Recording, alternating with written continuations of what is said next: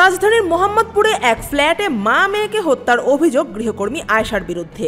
হত্যার পর সে বাথরুমে গোসল করে স্কুল ইউনিফর্ম পরে বেরিয়ে যায়, এমনটাই জানিয়েছে পুলিশ। ৮ ডিসেম্বর সকালে শাহজাহান রোডের 32/2/A বাসার 7ম তলায় 7/B ফ্ল্যাটে ঘটে এই ঘটনা।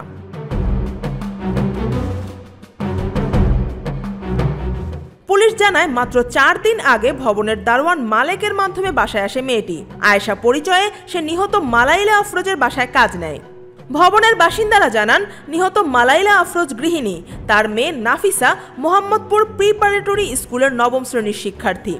নাফিসার বাবা এমজেড আজিজুল ইসলাম উত্তরার সানবিমস স্কুলের পদার্থবিজ্ঞানের শিক্ষক।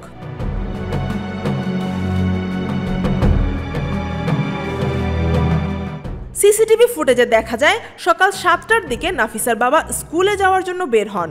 সকাল 7:51 বোরখা পরে লিফটে 7 তলায় ওঠে আয়েশা।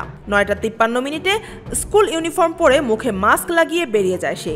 বেলা 11:30টার দিকে বাসায় ফিরে 48 বছর বয়সী স্ত্রী ও 15 বছর বয়সী মেয়েকে রক্তাক্ত অবস্থায় পান আজিজুল ইসলাম।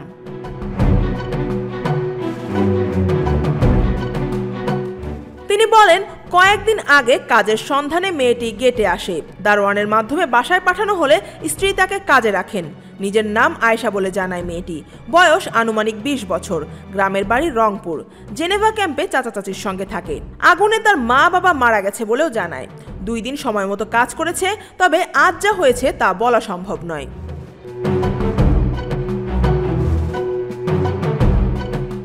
ঘটনাস্থলে গিয়ে দেখা যায়, ফ্ল্যাটের বিভিন্ন স্থানে রক্তের দাগ, তছনছ আলমারি ও জিনিসপত্র।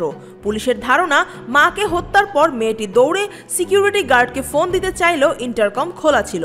এরপর আয়েশা ঠান্ডা মাথায় হত্যার কাজ শেষ করে বাথরুমে গোসল করে রক্ত পরিষ্কার করে স্কুল ইউনিফর্ম পরে বেরিয়ে যায়।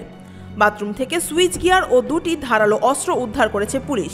এগুলো দিয়েই মা মেয়েকে হত্যা করা হয়েছে বলে ধারণা।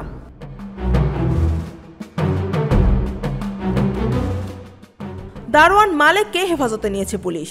তেজগাঁও বিভাগের উপকমিশনার ইবনে মিজান বলেন, মেয়েটিকে হাসপাতালে নেওয়ার পর মারা যায়। সুরত হালের পর ময়নাতদন্তের জন্য লাশ দুটি সোহরাওয়ার্দী মেডিকেলে পাঠানো হয়েছে। সিসিটিভি ফুটেজ ও হত্যার আগে পরে আয়েশার উপস্থিতি বিশ্লেষণ করে তদন্ত এগিয়ে নেওয়া হবে। পুলিশ বলছে, বাসায় ধস্তাধস্তির আলামত রয়েছে। আলমারি ও ভ্যানিটি ব্যাগ তছনছ।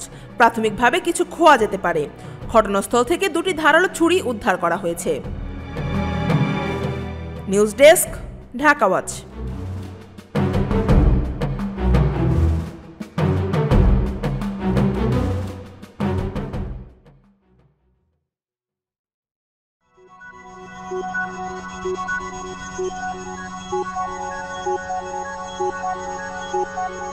Thank you.